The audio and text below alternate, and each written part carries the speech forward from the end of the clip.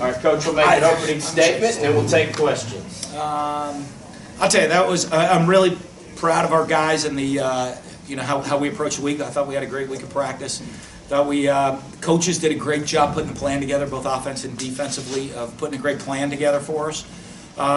Players believed in it, had a great week, executed at a high level early in the game, especially defensively. To keep not let them get any rhythm going, not let them seize momentum of the crowd or any of that stuff.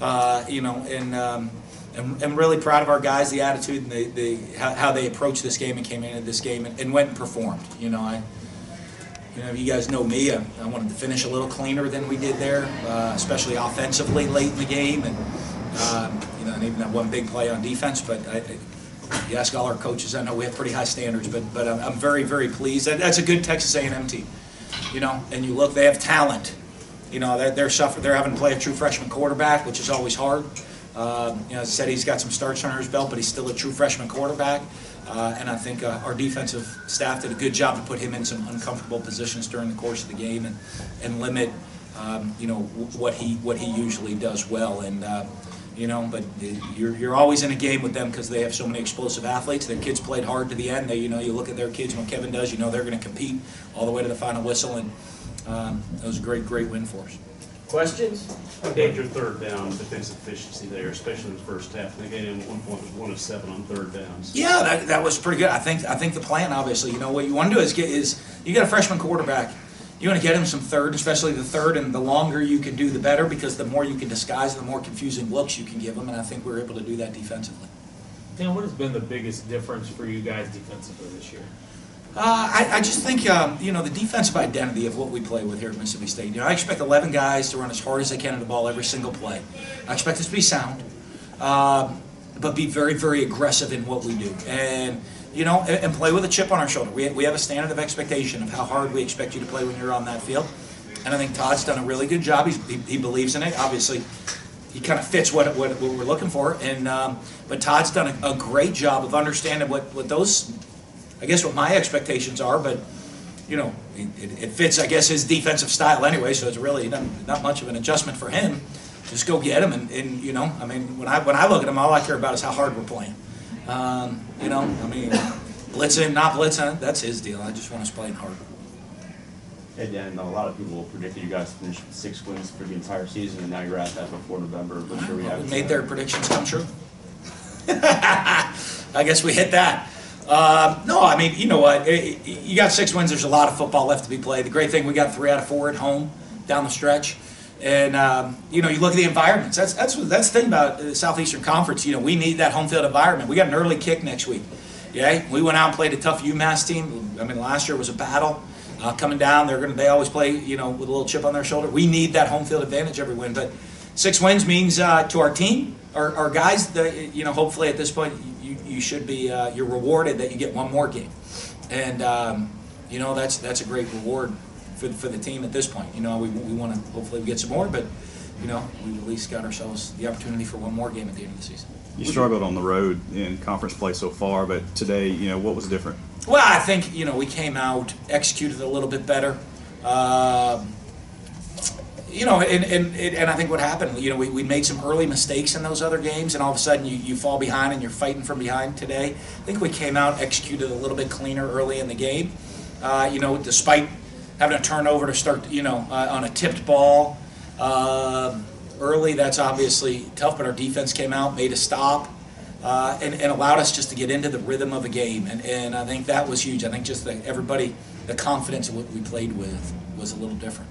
What do you think of Nick's demeanor, especially after that first opening drive where he had that tip pass and for an interception, and then comes back with the TD?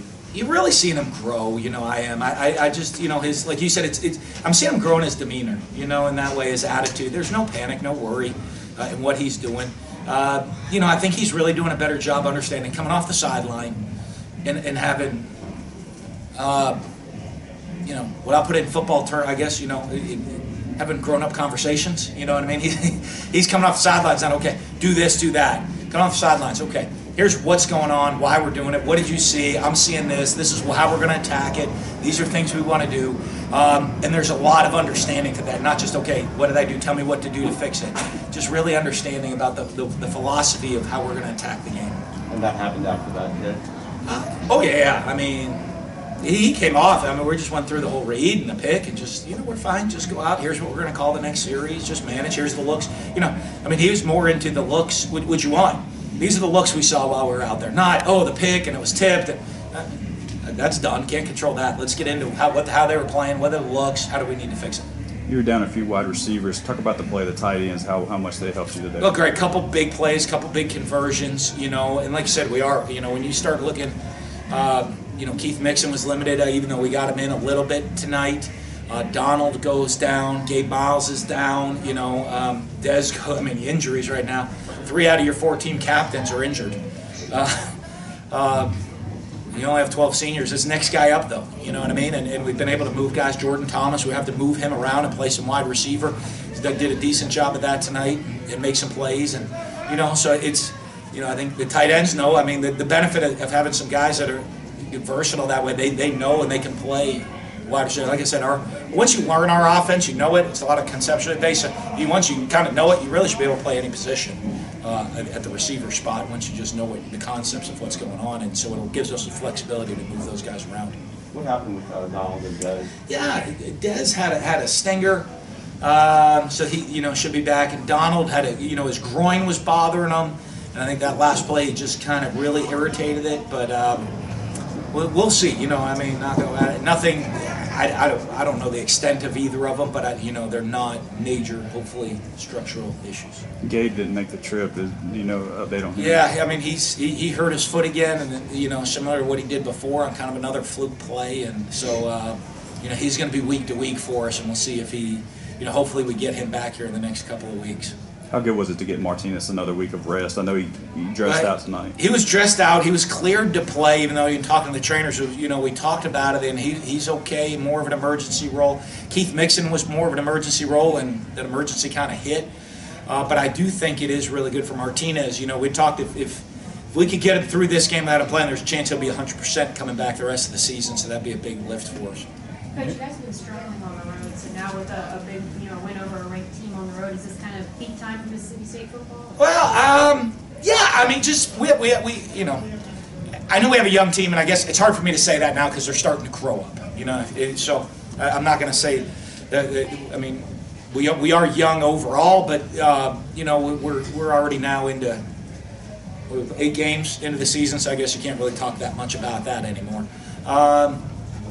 And it's good to see us grow and mature. That's an excellent, like I said, you're top. Anytime you get a top 20, be the top 25 team on the road, that's huge for the program. That's huge for everybody. That's not easy to do, and and it just shows our guys are growing, and hopefully this could, keep grinding away, turn into a great season for us. Still a lot to play for. You got a lot of production out of your backup running backs. It's, you have the feature guy in Harris. What's it like to have a stable of backs behind him? Well, it's huge, and it's good those guys. I think everybody sees the talent. We got some talent. Nick Gibson and Kylan Hill have got some talent. And obviously, D. Lee can come in and is really a physical guy, and it's great to have him as a veteran guy to come in and do things. And it's good for those guys because they're going to see some of the mistakes they make, and they made some. Not first down carrying the ball. And you can go back and talk to them and say, hey, here's some things we need to make sure you're doing these things on every snap of the game. And they are younger players, and I think when they look at that, and the light kind of comes on of not just, hey, did you see my great run? Is, hey, okay, I understand, Coach. Yeah, I missed this protection. I missed this block. I should have been in this location here. They start having the accountability to make sure they understand the complete part of the game. After making the first stop on them after the turnover, and a 16-play drive, just pounding the ball, no really huge plays in that. Is that the best this offense has executed on a drive like that this season? I think we've put a bunch of those together, during the course of the year. I think that was a great one. I think we really executed well. We were able to stay on the field, made a couple plays. I think the third down conversion Fitz made where something happened with the snap, and we got a little bit out of whack, and he was able to, really make a play on his own on the throw. He hit Jesse. I thought that was a huge play. You know, it builds confidence and allows us, you know, if we can convert on third down, it allows us to really kind of try to grind on you and run the football and be really physical. And we want to be a physical team. And, you know, and it puts pressure on the other team. You know, there's a psyche to it, too, of you know, watching the team. And when you're as an offensive coach, you want to be back out there. You know, another team goes on a long, time-consuming drive. You kind of get like, I want to get on the field. And it can force you to press a little bit at times. So I think that was a good drive. We've had a couple good ones this year, but I think that was big, and especially to get some of those scores in the first half were huge. You guys held them to only 18 rushing yards in the first half. What worked so well for you guys shutting them down on the ground? I think we did a great job with the fits, you know, because you had to play all 11 guys in the run game, and we knew that, you know, with the quarterback being able to run, and, you know, all week we just talked about, you know, make sure we fit. You know, trust your assignment, get in position. Don't try to go make a play. Trust everybody, just fit and do your job. And we're able to do that and limit them running the ball in the first half. And you know, and that put pressure on them when you're playing a true freshman quarterback who's a dynamic runner. To put pressure on him to, you know, to try to win in a pocket passing type of mentality. The pass defense was ranked 120th last year. It entered today ranked number 2 in the country. What's been the difference there this year? I bet they're going to be pretty mad at that last touchdown they gave up then, aren't they? There'll be some accountability in that room. I think that's it. I think, you know, it's a bunch. There's some bunch of the same guys back there. You know, we've had a couple. You know, you look at Jamal Peters making big plays tonight, Cam Dancer being able to be out there for us, Delando Cleveland back at the corner position. You had the depth at safety with adding, you know, John Abram coming in with the other guys there. And obviously I think Ron English doing an unbelievable job, and Terrell Buckley, those guys, putting them in position, understanding the defense, coaching them up of where they need to be. And, you know, just our defensive staff as a whole understanding what we're trying to accomplish and getting guys in the right spots. All right, that it.